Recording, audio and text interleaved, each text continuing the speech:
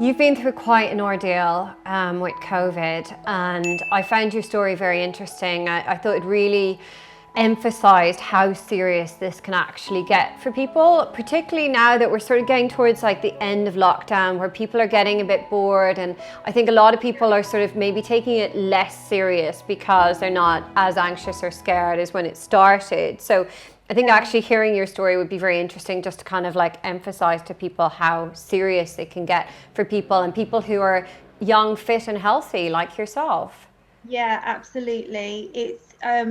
I don't know. I mean, I can remember at the beginning of the lockdown when I came home from hospital, every day was consumed by it. I was watching the news at 5 o'clock every day. And I don't know if other people can relate to this, but I've kind of stopped doing that even myself. It's become, it's not been that sort of 5 o'clock, 6 o'clock thing, quick, get the news on. But the reality is, like what you just said, there are still hundreds of thousands of people dying. It Yeah. hasn't stopped. I'm You know, curious about the very start of this for you when you first heard about COVID. What did you think when the news first came out, before you actually ended up experiencing it yourself? What was life like for you at that point? my life was just pretty normal. I have a teenager, I have a toddler, I have a husband. So I'm just your kind of run of the mill busy mum. And I have a very good friend who has a daughter a similar age to me.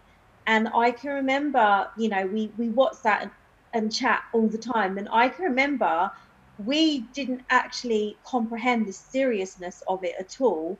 We had just heard about this, coronavirus, and we were actually having wasn't we weren't joking about it. We were kind of saying to each other, "Oh my God, could you imagine if we actually got it?" We were kind of joking around with the fact, like, "Oh my God, could you imagine if that actually happened to us?" So it seemed And quite sensational at the start. yeah, it was very kind of, that's never going to happen, to us or where we live or whatever. It was totally alien.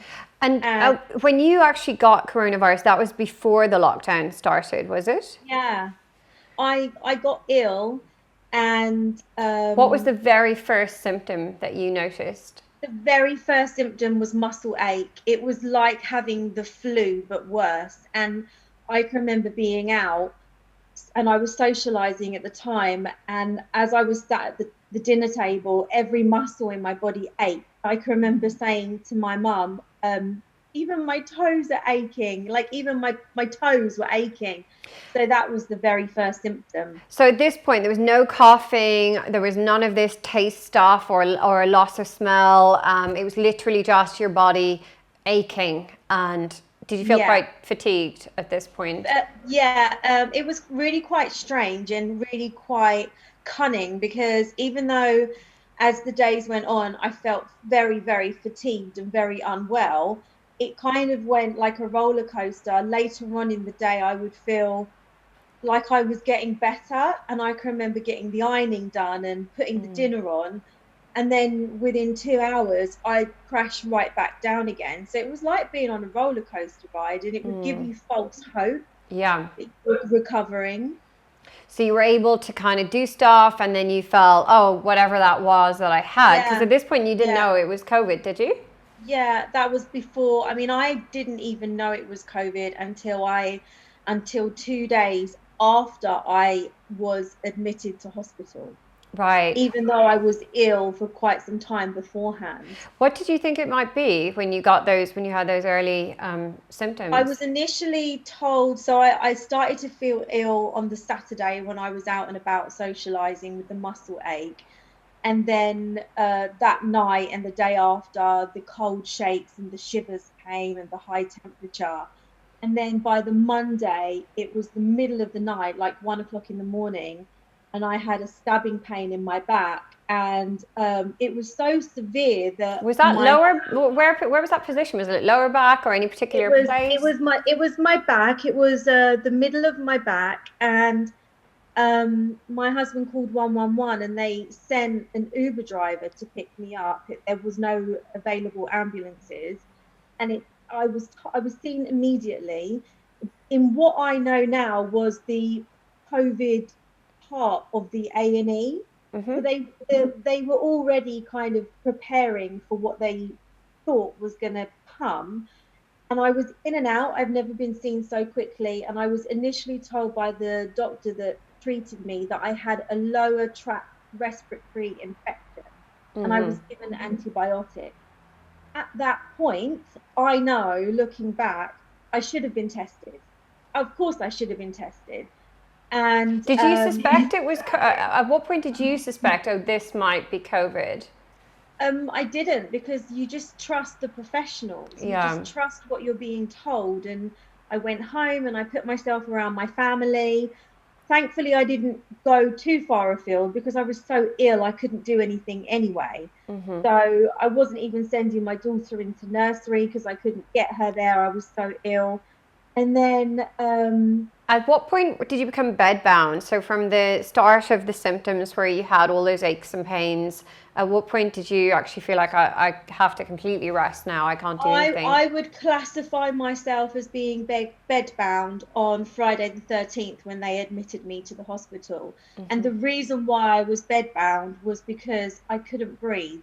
So to do anything like use the bathroom, you can't even brush your teeth because you, without even realizing, you don't realize, but you actually hold your breath when you brush your teeth. You know, you have, so that was when I would classify myself that I was completely bedbound because I was losing so much oxygen and couldn't breathe.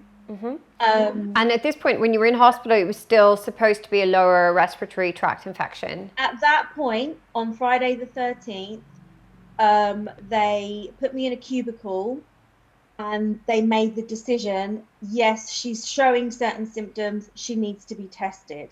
I was tested, I was swabbed. The results didn't come back till the Sunday. So from that Friday till the Sunday, from the x-rays that I had pneumonia on my lungs. And they were absolutely convinced that I was being treated for pneumonia. And I can remember having conversations with my husband. Obviously, I still had the oxygen going through my nasal, like I still couldn't breathe. But I can remember saying to my husband, it's okay, it's just pneumonia. I mean, just pneumonia. I was quite naive because pneumonia is very serious, but I was totally convinced that they were treating me with pneumonia. Yeah. When you got the diagnosis that it was COVID, do you remember what went through your mind at that time? Yeah, I can remember the doctor coming in and you're in an isolated room. So whenever anyone comes in the room, it's like, oh, relief. You know, I've got someone here to give me some answers. And she knelt down by the bed and she said, I have to tell you, your test results have come back positive. And before I even had a chance to digest that, she then went on to say, and you are on so much oxygen now that we need to get you up to the intensive care unit. So I was processing that, and then she followed on by saying, you may need to be intubated. So it was a kind of like all these different things that my brain was trying to process at the same time. It's a lot of information to take in. And then obviously, what did I do? I went into complete fear and anxiety and panic, and that made my breathing just even worse. Like I was totally freaking out, to be honest. Yeah, because you're already having these symptoms with breathing, and then on top of that, then you're having an anxious reaction.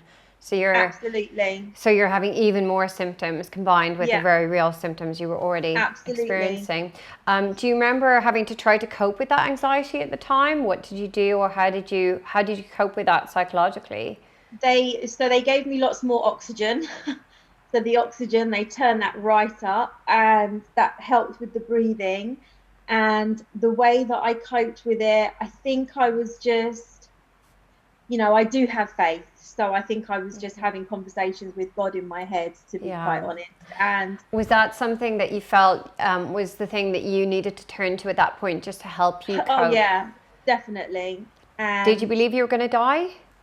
Yeah, I did, because when somebody tells you that you may have to be intubated, which I didn't even know what it meant, and when they explained it to me, I just thought, right, well then if they put me to sleep, I'm not waking up. So I didn't have to be intubated in the end. So I what they did was they put something on my face called a CPAP, and it was they're really uncomfortable, and they're not pleasant at all. They're very suffocating, but it gets so much oxygen to your lungs and opens up your lungs. And what happened after me having that for a few hours, it really helped me to turn a corner. So I started responding more to obviously all the fluids they were giving me, all the antibiotics, and fortunately I didn't have to be intubated. Yeah. Which I was so grateful for. Did you feel that you were getting better? Could you sense signs of that? I knew I was getting better when I was able to eat the jacket potato that they had given me. Yeah, actually They give being you able this to. food and they tell you to eat and they tell you to drink. And you just look at it and think, I don't want that. And I know, I love my food. I love food and drink, and I knew that I was on my way to getting better when I could actually eat something. But the annoying thing was, and the scary thing was, the cough and the phlegm and the inability to breathe. Yeah. So even right until the morning that I was discharged, or I think it was the day before I was discharged, I still had the oxygen that they were giving me. Yeah. And of course, the better I got, it gradually went down and down. But having that last bit of oxygen and giving that back to them, and not for them saying, "Right, come on now, Tara, you can do this. Let's go a few hours without it." It was so frightening. Yeah.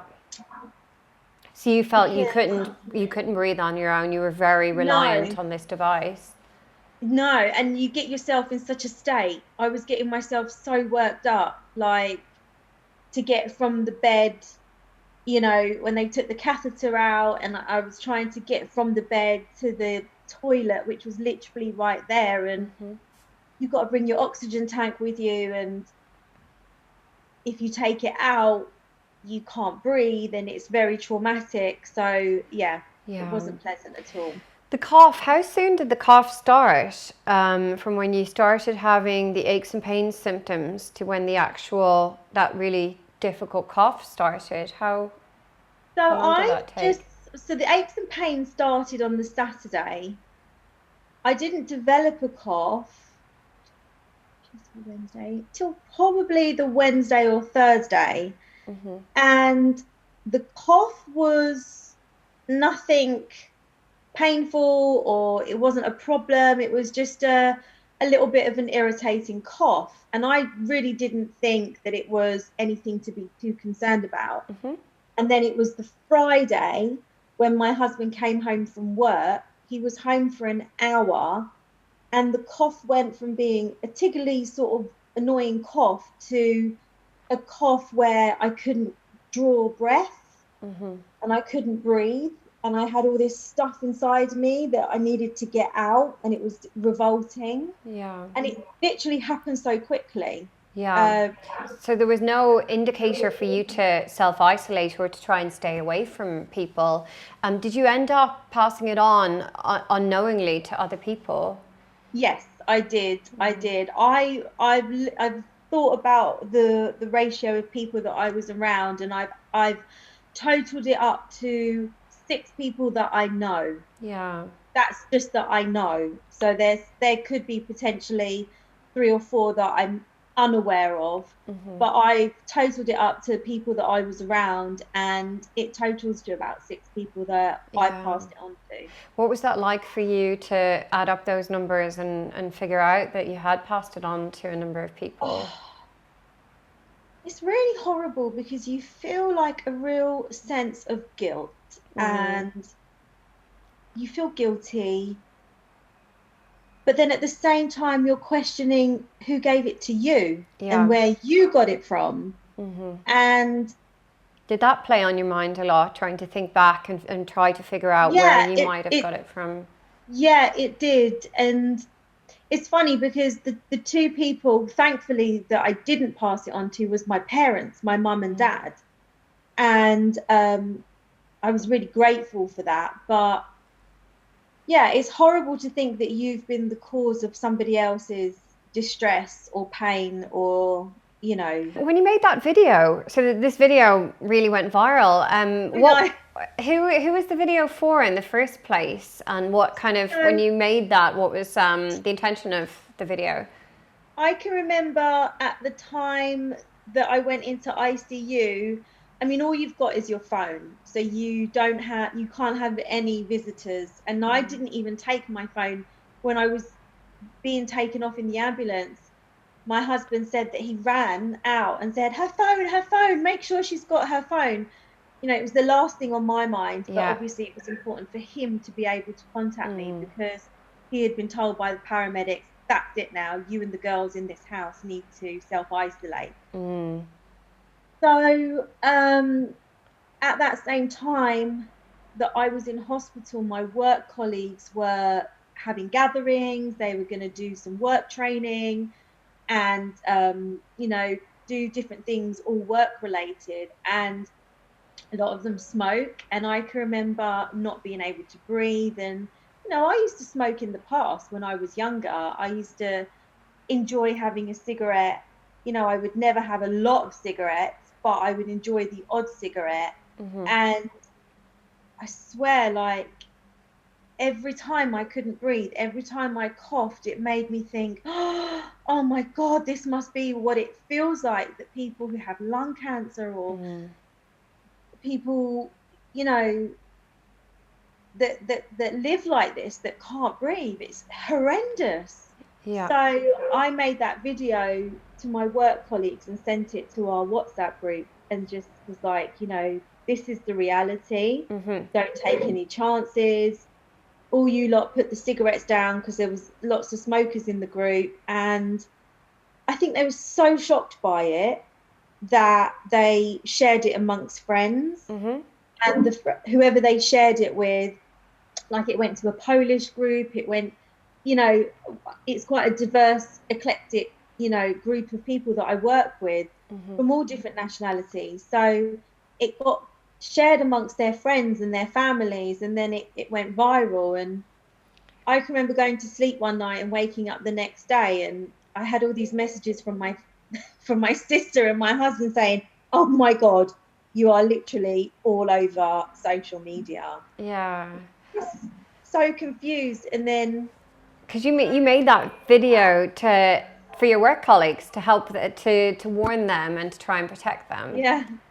yeah, it was for them, and then it ended up being for the world. And I was a little bit upset at first, and then I just thought, well, I think things happen for a reason in life. When you got out of hospital, what was things like for you after that?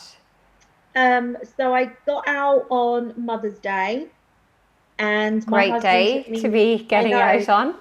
The dates are very significant, actually. Yeah, because And it was like Friday the 13th that you. I know. Was that when you got it, or that's when you went in? Yeah, That's that when you was got when it. I went into hospital. That's when you went into hospital, and then Mother's Day, Yeah.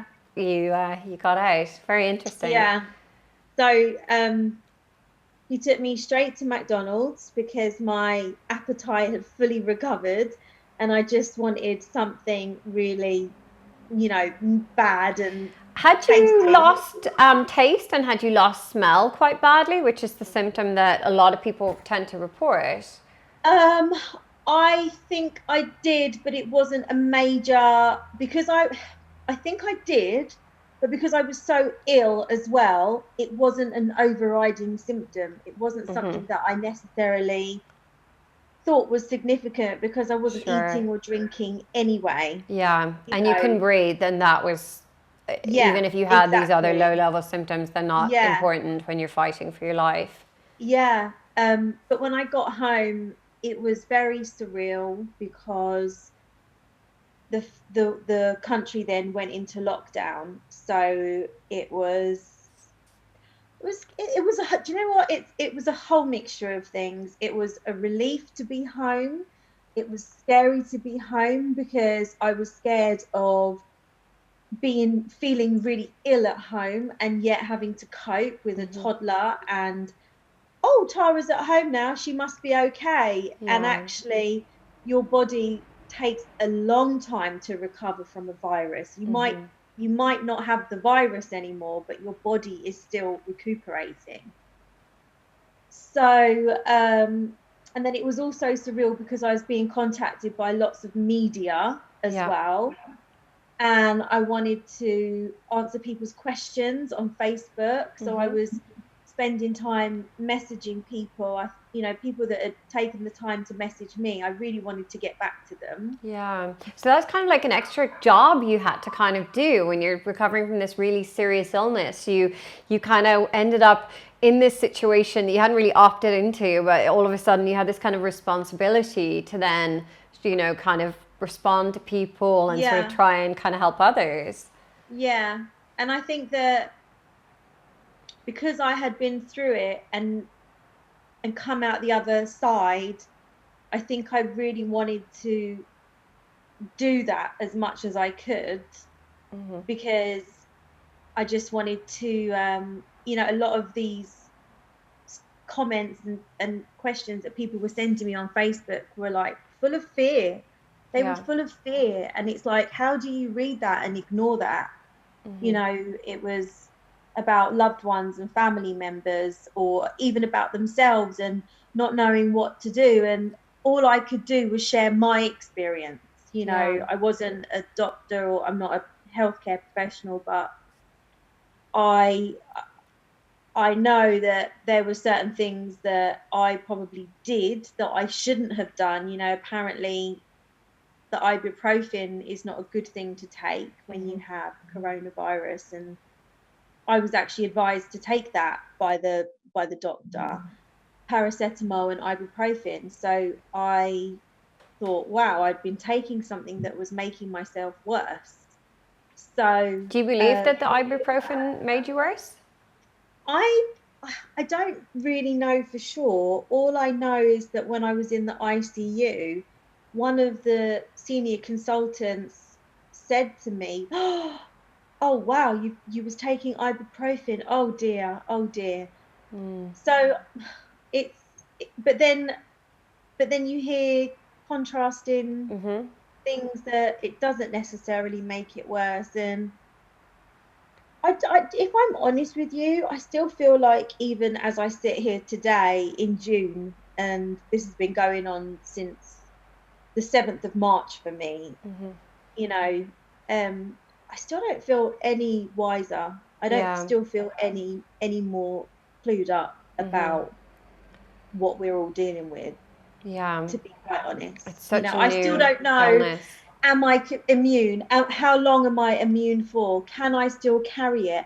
I still don't know the answers to these questions. Do you have some So anger towards how this has been dealt with? the compassion that I was given by the people that work for our NHS, who come from all walks of life, um, it makes me angry that they have been not protected in the way that they should have. That's Yeah. what makes me angry. Yeah. How is your body now? How do you feel physically? I feel really good. I feel really good. I was contacted by the doctor's surgery. I was sent a text message to say that I think it's in a month's time I need to book to have an x-ray, obviously to check everything is still okay. But physically I feel very good. I think emotionally I'm still processing Yeah. that what happened. Have you had flashbacks, nightmares, been very hyper vigilant as a result of what's happened to you? Um, when I came back from hospital, my body was doing this thing where it would happen probably about every 10 minutes, where I'd go, And that was a kind of, I don't think it was a physical thing. I think it was a psychological thing where I was making myself breathe. Yep. I was making myself draw breath. To check that everything was okay? Yeah, yeah, Yeah. I guess. Yeah. I've had a few days where I've felt emotional, because I feel like I've come through something that, God, when I look back at that chunk of time when I was ill, it was so traumatic. Yeah. It was really traumatic. Did you feel like 100% I'm going to die, or was it kind of more like 60%? What, like, where was your Um, belief at in terms of like, I'm not going to survive this? for a very short period of time, I 100% thought I was going to die. So I'm talking for about 5, 6 hours, I spent that time thinking I was I going will to die. die. And Wow. I said to my husband on the phone, I want you to be happy and I want you to meet somebody else and move on. And I want you to be Wow. happy. That must have been such a difficult conversation for you to Yeah. have, preparing him for you passing away. But it was kind of almost, I was on autopilot. I was kind of saying all the last things that needed to be said, I guess. Um, Wow. That's quite yeah, a conversation that you had to have. yeah. And to be honest, I can't remember what I said to my girls. It was just a lot of crying and I love yous. But my youngest one didn't like to talk to me on sort of WhatsApp, FaceTime when you can see each other, because she would look at me and she'd see this stuff hanging out of my nose and my arms. And obviously, I was just grey and I just didn't look like mummy. And I think I quite scared her. So she Yeah. didn't, she would always sort of look away when I would try and talk to her. Yeah. But it is a frightening thought because all I kept thinking was, I'm not going to see them grow up. I'm not going to see my girls get married and have children Yeah. and live their life. I'm not going to be a part of that. Yeah, Since that was frightening. you're now in a completely different position, has it changed your outlook on life in any way? Yeah, I've slowed down so much. I realize now what is and what isn't important. I do have my days where I get quite stressed, of course, and I think that's just part of being a mum and life. But um, I really value time more, and I value my family more and my relationships, and I value the air that I breathe Yeah. more. I'd never ever smoke a cigarette ever again. Yeah. I value health so much more, and I value just being able to get out of bed and brush my teeth and do productive things throughout the day. And when you have that taken away from you and you can't even brush your teeth, it's just awful. What message do you have for people who are now kind of getting a bit relaxed about the rules and they're no longer being very careful and not so anxious about COVID anymore, as the numbers have dropped so much at this point? Yeah. I think my message would be to not be complacent. And how would you feel if you had it and you had it mild, but yet you passed it on to someone, maybe your mum or a loved one, and they died from it? Like, how would you feel? You would feel horrendous, and I feel like, you know, it's kind of, we do have to live our lives. We do have to get out of our houses at some point. We do need to return to some level of routine and start connecting again with the world, so to speak, and um, move on at some point. but it is about being really extra careful and also really understanding, because people are dealing with this in different ways. Some people might want to send their kids back, some people might not. Some people might feel comfortable getting on public transport, some people might not. Some people might choose to wear a face mask and gloves.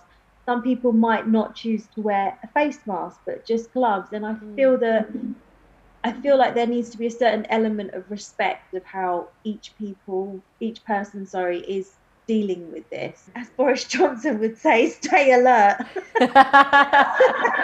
How do you feel about your children having contact with others at the moment? Are you very protective, and do you want to I'm just kind of taking it on an individual basis. My teenager, it's the year before her A levels, so she's going back on the 22nd on a part-time basis where she will be able to socially distance but yet reconnect with her tutors.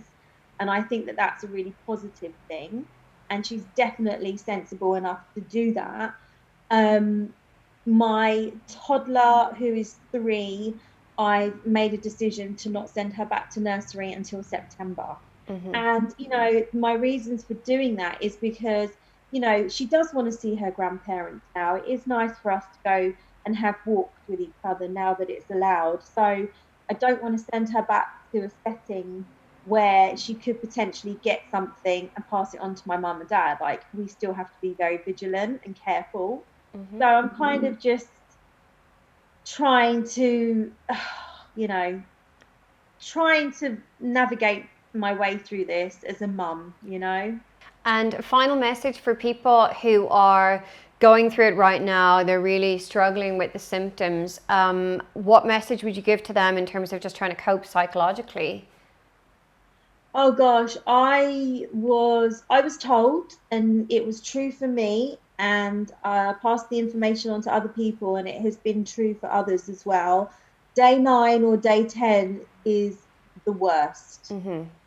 So think about when you started to feel unwell, and think about where you're at and what day you're on, and just kind of hold that in your mind. Mm-hmm. And after sort of day 9, day 10, you do start to feel better. And that really, really helped me when I was in hospital. I was told that by the doctor. I would encourage you to drink lots of water and paracetamol, because if you've got a temperature, that's really, really going to help. And I know it's horrible to try and force yourself to eat, but bananas and things like that, it is about trying to eat. And psychologically, you just need to not catastrophize, you just need to think, right, okay, I've got a virus, my body is fighting it, let me help it fight the virus. Just rest. Don't try and do other things. Your body is fighting a very serious virus, so let it rest. And just because other people have got it bad, it doesn't mean to say that you're going to get it bad. But if you do if you get to the point where breathing is a problem, then you do need to take it that step further. Definitely. Don't try and be a hero at home. Call 111 or 999 if you can't breathe. I think there's a great practical messages, especially not catastrophizing, and then if it does get worse, just be practical, but hold on to hope, and therefore people will be able to get through this psychologically, as terrifying as it actually is. And I think it just also, don't be that person who feels ill and tries to be a hero and goes into work or tries to continue doing something, because if you get it and you're known to get it, and then other people at work get it or around you, then they will be upset with you, because then they'll be like, you knew you was ill, why didn't you just stay at home? Just listen to the advice, and if you feel that way, just stay home and don't put yourself around other people. So how are you living your life now, not knowing if you're immune and for how long, and the fact that all of that is so hazy?